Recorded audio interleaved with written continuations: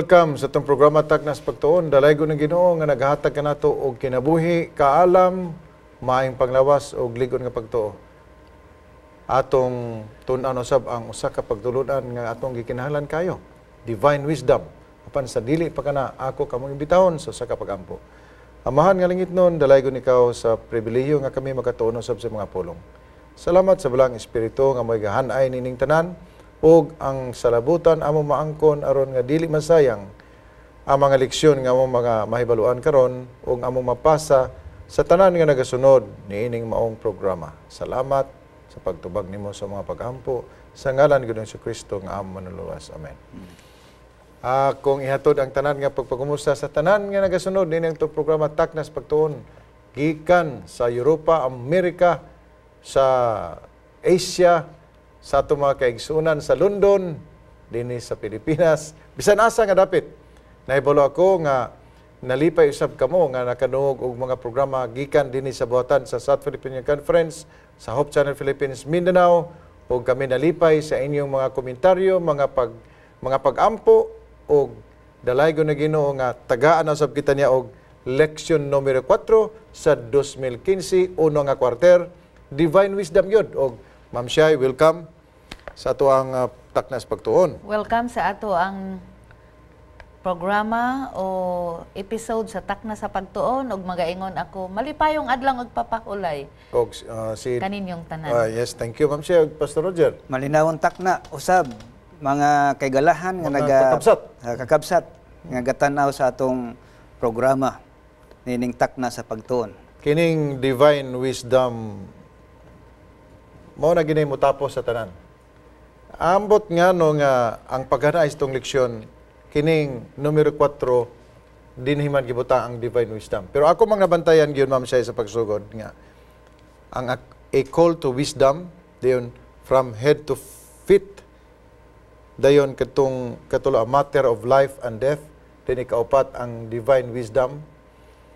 Kining Divine Wisdom giklaro lang ginya dire. Giklaro na niya. To kay nabutang mo guni sa Proverbio Kapitulo 8. Pero sa sinugdanan pa lang, to na daan dito ang pagkahadlok ni Hioba mo'y sinugdanan sa kaalam. Og ang pagkaybalos sa pagkabalaan mao ang pagpaminaw or sumala sa atong leksyon is not understanding but hearing. Kana ding word understanding diri sa pagtuon, siguro na miss ninyo ang leksyon numero 1. Ang pulong de understanding, ang Hebrewanon nga pulong dinha, equivalent kana siya sa pagpaminaw. O motuod jud ko na, Ma'am Shai, di ba ang wisdom tuagyod sa pagpaminaw? Pastor, importante gyud kaayo ang pagpaminaw tungod kay kun ang tawo Dili maminaw. Di usay. Di gyud siya makahibalo sa kamatuoran.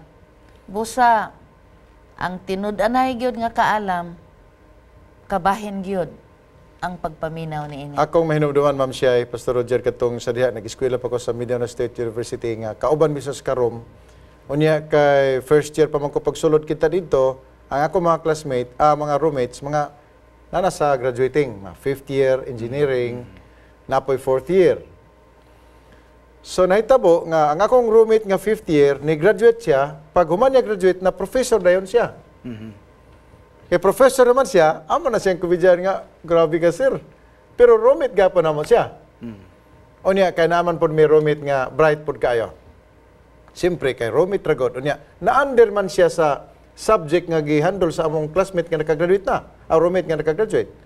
So giingnan siya sa among roommate nga, ikaw kay bright man ka, ayaw pagsalig sa imong pagka-bright. Kinahanglan nga mosulod ka sa klase, kay kung dili ka mosulod sa klase, di ka kapaminaw kung unsay akong i-lecture. Og akong ipasiguro nimo nga bisag unsa ka ka-bright, sirohon ti ka, basta mag-exam na, kung di ka ma-appeal sa akong klase. Nikatawa lang ang akong roommate nga 4th year, og niingnan niya yang roommate nga professor nga, sige lang good. Siya ron na pag di ka maluin ako nga roommate biyata. Gabusar kinta ang roommate na mo. Nya kay bright man po siya, ga-advance siya study, tanaw-tanaw niya among roommate nga professor, kung unsay paklion, gibantayan niya, pag-exam, pag klase, wa siya ni appeal.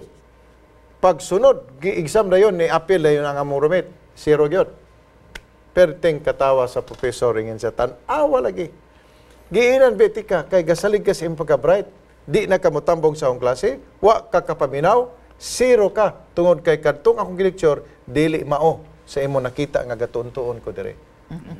Ingano say nga sa simbahan ma'am say daghan kay kaing na miss nato nga mga putulunan kay physically presenta Pero spiritual. pero Unya ang hunahuna. wa gyud ma'am say Wala. 30 ka tuig na nagbalik-balik simbahan. Pero pangutaw na nimo kung unsang wali ang imong paborito migo nga Mao na nga kailangan gyud kaayo mga kaigsuonan, no? paminaw gyud Mental discipline. divine wisdom. Oh. Ngani ako gyud nang ginaampo sa Ginoo nga bisag kinsay magsusulti din ha. Bisan pag walay grado, basta Paminawan. siya ganing ang gibutang sa Ginoo din ha. Paminawan gyud na siya. Ako yung paminawon. Ang hiyo lang po nato. Ako yung nahibalaan nga bisag elementary ra lang kasulti din ha. Naagyo mensahe ang Ginoo. Amen. Nga Tinuod na siya. iyahang padala. O ato lang pong tambagan tong gawali nga wala kayo siya makatuon nga di lang po niya taas-taason. Proverbio 8:22. Atong Dr. basahon. Nomos, atong basahon, ha? Atong basahon. Si Jehovah nagbaton kanako sa sinugdan sa iyang dalan. Una pa sa iyang mga buhat kanhi. Kining ni ang pagkasultiha.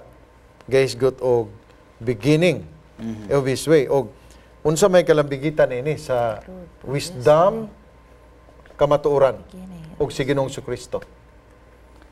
Kini nga pagkasulti. Related na tanan.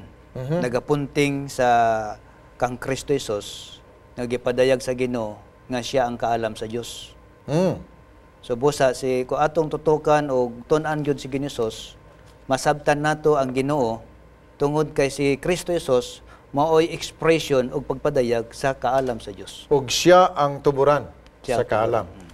Ang kamatuoran mao si Ginoong Kristo. Ang tuburan sa kaalam mao si Ginoong Kristo. Ang tuburan sa kamatuoran mao si Ginoong Kristo. Ang kaalam si Ginoong Kristo. Ang kamatuoran mao si Ginoong Kristo. Kining niya gikan padaan sa sinugdanan. Mao na kini naggunit kanato sa sinugdanan. Og tungod kay gihimuan kita niya og sakto nga pundasyon, hangtod kita matigulang, hangtod kita mopahulay, madala nato kini nga kaalam.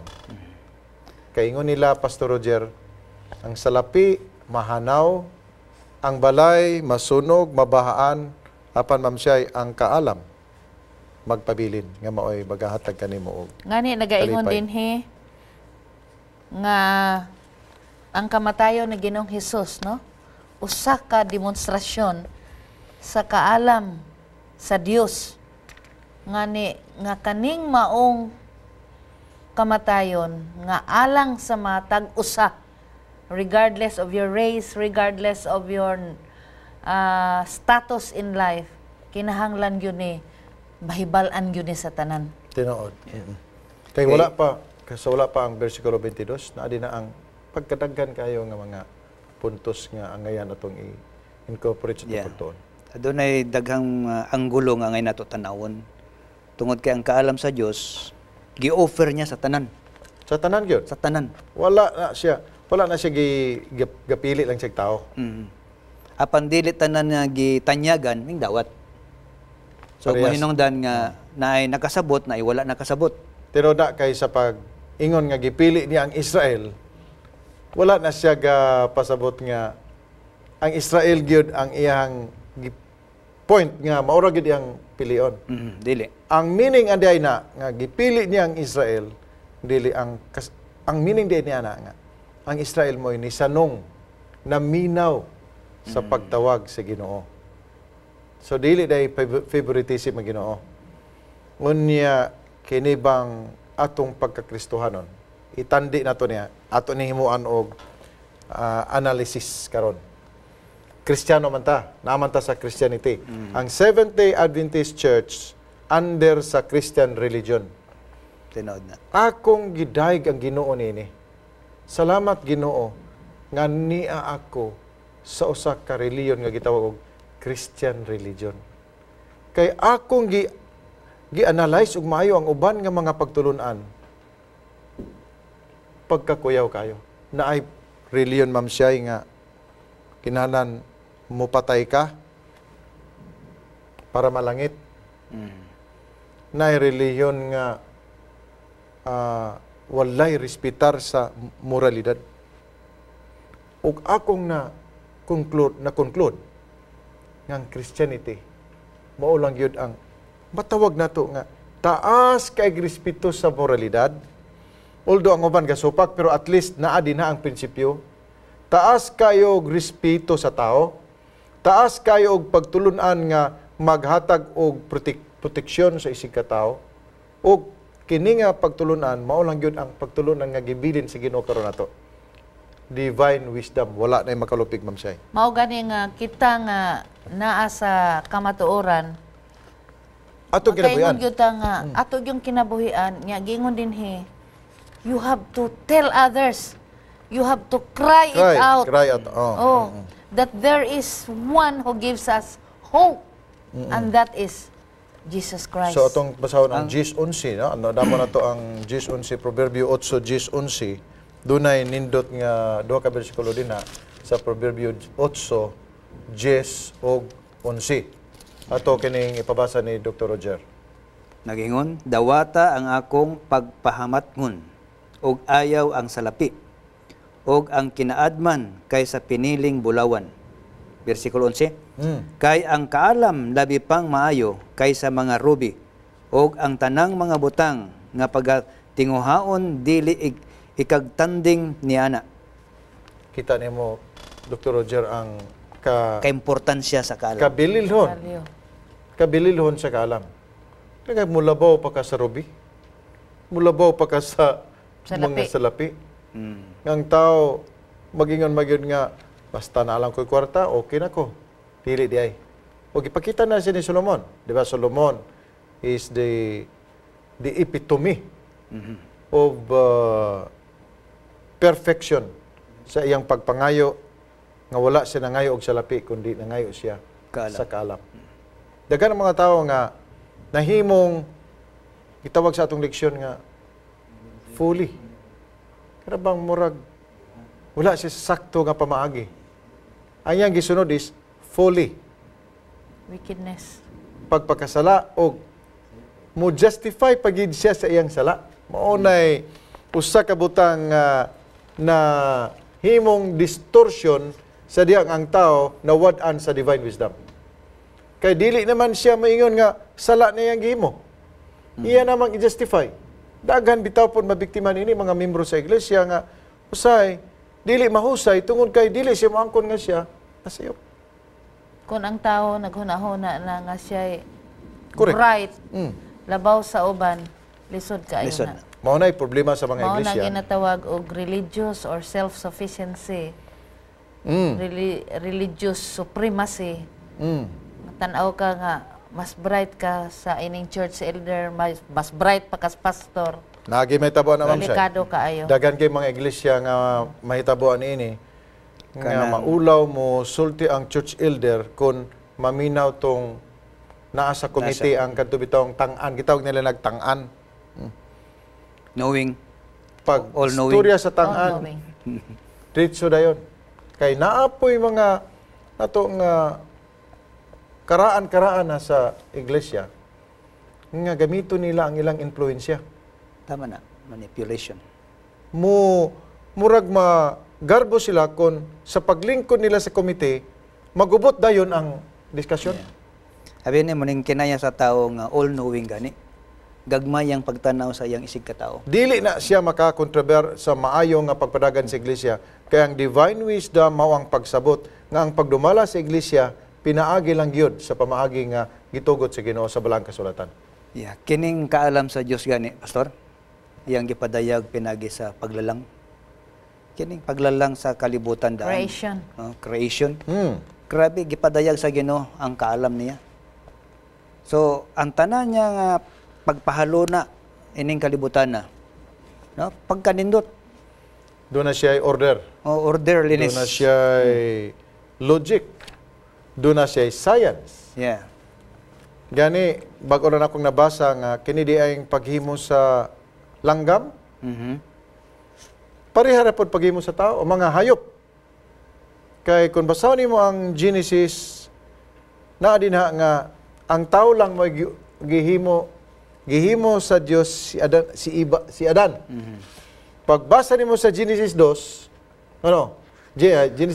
Genesis 1, 26, 27, male and female lang. Pero wala gisulti kon giunsa. Basahon na po nimo ang Genesis 2, 18, 19, giumol day sa Dios pod ang mga kahayupan. Giumol sa Dios ang mga kahayupan ug wala lang siya gisulti dito nga image of God. Wala gyud image of God ang mga hayop. Ang tao lang Tao lang. mao'y gitawag og image of God. Mao nga ang imong kaalam, Dr. Roger, reflection sa kaalam sa Dios. Tama. Kay sa tanan nga binuhat sa Dios, ikaw lang ang gitawag og image of God. Sa Ano atong nga? mga televiewers, ang mga tawo nga nagatuo nga adunay maglalalang nga mao ang buhi nga Dios. That is true wisdom. Mo na true wisdom. Ngani ang kalibutan na apoy mga foolishness, no? Mga bright, Bright mga sila. professors. But Mga they genius, don't believe, they mga don't genius. believe God as the creator. Mao na, Makasusubo Ma'am Shay. kayo. O i-lecture pa ginaam siya sa mga university. Mana kon mo lingkod ka sa mga classroom sa university, ang gigikanan gid sa tao kadto man gyung evolution. Ang akong anak nga to nagtrabaho sa London, ingon niya grabe. People here, bisan sa among hospital, they don't believe that there is God who created all these Mao na ang things. atong challenge sa atong Hope Channel. Busa dinhi sa iglesia kay kita man ang gitagaan og katungod sa Ginoo sa pagsulti. Dinhi unta nato magikan ang panagiusa sa pagmantala sa maayong balita. Dili kita magbahin-bahin. Kay paningkamot ka na sa kaway nga magbahin-bahin kita aron nga malangay ang atong pagpasa sa maong nga impormasyon. Kay katong giingon din sa atong leksyon, cries out, wisdom cries out from our lips, from our We mouth. have to tell the world. Mugwa kini. Kay ang atong mission din sa kalibutan, walay lain gyud. Kita nahimong mga conveyors. Usa sa ilang policy channels. dito, Sakto. ingon sa ako ang kaduha nga anak, ingon niya, don't bring your religion in your working places. Sa to pa, dili ganin di sila makaampo sa ilang pasyente unless it is requested. Correct. Gani sa bago lang man naman ang Christmas, ang Christmas di ay, Ma'am Shai o Pastor Roger, politically wrong. Sa Amerika, kung musulti ka nga, Merry Christmas. In the whole United States of America, it is politically incorrect and it is illegal to say Merry Christmas. Because nagsulti ka na, may tungod ni Kristo. O sa United States of America, doon na sila gitawag nga freedom sa religion, pero doon na po sila gitawag og respecting all religion. So kung mingon kag Merry Christmas, ang buti pasabot nimo nga imong gi-promote si Kristo nga wala tuhoy sa daghan nga mga tawo sa Amerika. So ang ilang mga pamaagi dito sa pagmensahe ingon sumala sa ilang ginasulti is more on lifestyle. O nahimuot siya nga unom naman siya katuig nga trabaho din sa maong hospital. Miingon ang president usahay kung mubo na ganing ang number of admissions, miingon nga Jan, you pray to your God that those who are sick will come and be We'll be sick again. will come for admission in our hospital. Okay. In other words, kaning dili man lagi makasulti dito nga mouth to mouth gyud nga kuan tungod sa do not bring your religion in your working places. Pero nakakuan sila nga naay Dios ning mga tawhana nga kung magampo sila tubagon. Tubagon. Mo na ginay ka-advantage sa tong religion. Mo na divine wisdom nga gibilin sa Ginoo nga kita lang ang adunay dako kaayo nga pabor sa tanan. Kay naatay Dios. Yeah. Naatay kasumbungan ug naay nagtubag kanato ug naay nagagiya kanato. Kita lang sa tanan nga mga pundok sa katawan, Christianity is the most blessed muna sa leksyon na to, ang blessed di ay happy. Happy. Muna Kanang pulong mana sa Griego kanang makarios. Muning creation, Happy ang ka. factor yun nga importante kayo diri is really faith. Is really faith. sakto. Kay kung kutihan bitaw ka kaayo anang mga ginagmay buta nga to see is to be seen, to believe is to see all these things, medyo lisod kaayo explain. Atong ko nung basahon makadyot kining Proverbio 8:32 ngadto sa 36 Dr. Roger. Kay nagisgot kini og blessings og kitranslate kini kalipay 32. ngadto sa 36. Okay, akong basahon. Busa karon mga anak ko, patalinghog kamo kanako, kay bulahan kadto sila nga nagabantay sa akong mga dalan. Pamatia ang mga pahamatngon og pag manggialamon og ayaw kini pag isalikway. Bulahan ang tao nga mamati kanako, Namati. nga magabantay matag adlaw sa akong mga ganghaan, nga magahulat diha sa mga haligi sa akong mga pultahan. Kay bisan kinsa kadto nga makakaplag kanako, makakaplag og kinabuhi, og magabaton sa kaluoy kang hiyuba. Apan siya nga makasala batok kanako, makasala sa iyang kagalingong kalag. Kita ni mo na. Wala lang tagi paibalo din ni Pastor Roger sa nga maminaw kita sa mga pulong siguro kundi ato kining bantayan, ato kining kinabuhian. Og dunay back up niini ang Lucas 11 bersikulo 28 nagaingon nga bulahan kadtong nagapaminaw sa pulong sa Dios og nagabantay niini.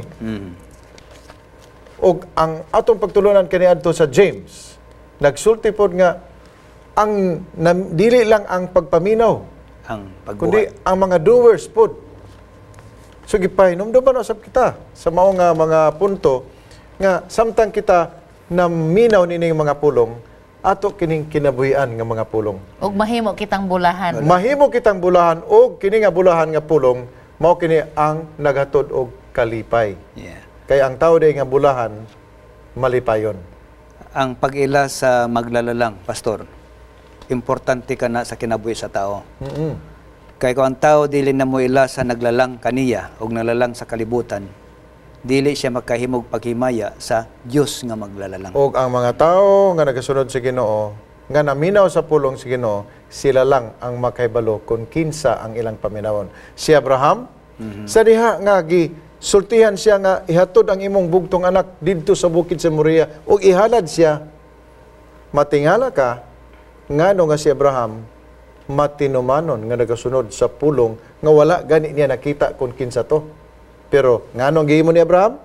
Tungod kay si Abraham doon na siya satellite siya ang mga una-una. Minaw gyud siya. Kay balo na siya nga katong tingog nga nagsulti, tingog kato sa Dios tungod kay si Abraham kanunay na mati sa tingog sa Dios. Sa ato pa Pastor Roger Bamshay, kini day atong paglakaw. Nagsunod kita sa mga pulong sa Ginoo, naminaw kita ug sigurado kita nga kining atong gisunod gikayon gayud kini sa Dios tungod kay adlaw-adlaw man kita naminaw sa Dios. So kung atong foundation, pastor, napundar kita diha sa kaalam sa Ginoo, ato gyud maila ang sayop nga ang atong pagpili diha gyud sa kabubuton sa Dios. Correct. So ang kaalam mao'y maghatag kanato og mga pamaagi nga dili kita malingla ngadto sa pagkadautan. Nga mao'y magahulagway kanato nga kita nga mga tao wala nagsunod sa tinuod nga pagtulunan sa Dios. Ang atong gisunod mo gitawag the foolishness of this world. Ang kanang foolishness mo di ko Kabuang. gusto mo gusto mo bisaya anang kabuang-buang. Kabuang-buang. Kabuang. O Kabuang. kabuang. Kay medyo murabag ka ng super low na gid kaayo ang in description. Pero ang balahang sulatan, gasulti gyud foolishness. Ang tao nga wala makasunod sa kaalam sa Ginoo, ang iyang dalan foolishness gyud. Gani tun-an nato kana sa ikalima nga pagtulunan nga magahisgot sa dalan sa pagkamatarong. Importante gyud kaayo ang close nga connection Sa atong Ginoo. sa atong Ginoo tungod kay kung siya magasulti ug magatawag kanato kabaluta nga siya gyud ang nagatawag, kaila gyud ta sa iyang tingog. Dalaygo ng Ginoo nga gitagaan kita niya niini nga dugang nga pagtulunan og di ta mahupong niini tungkay sa sunod nga pagtulunan. Aduna na po'y bag-o nga dosage sa kaalam nga hitag sa Ginoo dinhi lang sa takna sa pagtuon busa. Salamat kayo sa inyong pagsunod ug atong hinumduman nga didto sa langit unya magkita tang tanan kay lunlon kalipay didto sa langit lunlon kalinaw. Ang Dios magapanalangin atong paminawan ang usa ka awit dugang inspirasyon sa atong pagtuon sa mga pulong sa Ginoo.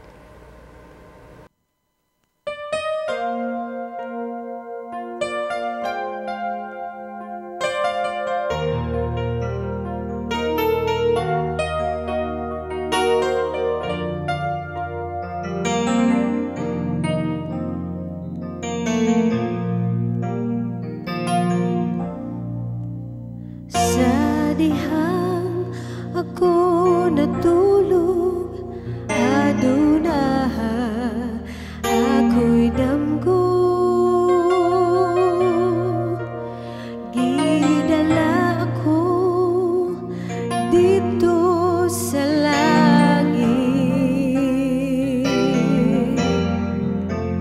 Muloy anan sa mga balaan, gikan sa kalibutan. Og ang hari ako nang hingkit-an, si Jesus nga nagpakamatay sa krus. Amahan namo nasa langit, salamat Amahan kining takna sa pagtuon sa mga pulong. Giay kami pinagi sa gahom sa Balay Espiritu mo sabang makigalahan nga nagatanaw kini nga tulumanon og programa nga kaming tanan managhimaya diha kanimo sa ngalan ni Jesus Manluluwas. Amen.